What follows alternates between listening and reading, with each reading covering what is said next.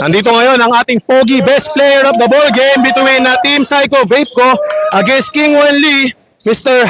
Mikal Nubla with 31 points, 7 rebounds, 2 assists, and 2 steals. Congratulations muna, boss, no? Boss, anong preparations ang ginawa mo this coming season 9? Kasi maraming bagong players, tapos nagre-draft tayo ulit. Preparation, wala. Usap-usap lang kami palagi sa GC. Tsaka, yan, prepare lang, usap-usap lang lagi. Wala kami practice din eh. Pare, coming to this ball game, no, kayo heavy favorite kasi ang ganda ng lineup nyo, kompletong-kompleto. Ano sinabi sa inyo ni Team Captain Bowie para mabuo yung kumpiyansa nyo laban sa kalaban nyo kanina? Wala siya sinabi. Player game lang daw. Sabi, player game, tsaka dumepensa na maayos.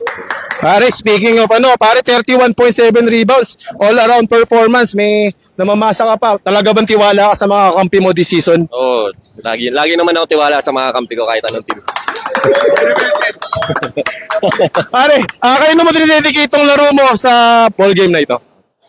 Para sa lahat, para sa Igop community, tsaka sa family kay God. Pare, last na lang, any shoutout sa mga fans ng Miguel Nubla dyan sa labas? Akong fans lang. Thank you sa nanonood na Igop. There we have it, the best player of the ball game, Mikal Nubla.